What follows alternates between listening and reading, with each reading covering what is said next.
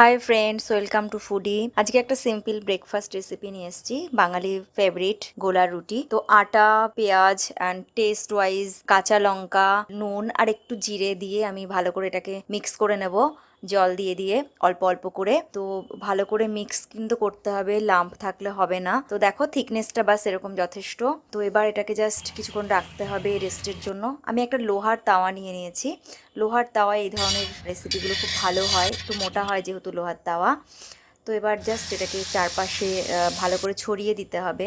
Actually আমার স্পুনে অসুবিধা হচ্ছে, তো আমি হাত দিয়েই মনে হচ্ছে বেটার হবে।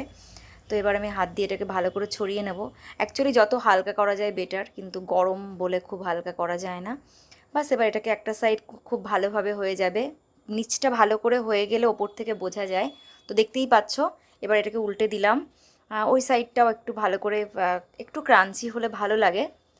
তো ব্যাস দুটো সাইড ভালো করে উল্টে পাল্টে সেঁকে নেওয়া হলো। এবার টেস্টের জন্য আমরা চাইলে ওপর থেকে একটুখানি বাটার দিতে পারি। আর যেহেতু ব্রেকফাস্ট রেসিপি, তো সেই জন্য একটু আমরা দুটো ডিম অ্যান্ড আলু ভাজার সাথে এটাকে সার্ভ করছি। একটু ব্ল্যাক সল্ট, কাঁচা লঙ্কা। তো খুব ইয়ামি লাগছে, আশা করি তোমাদেরও ভালো লাগবে। ট্রাই করো বাড়িতে।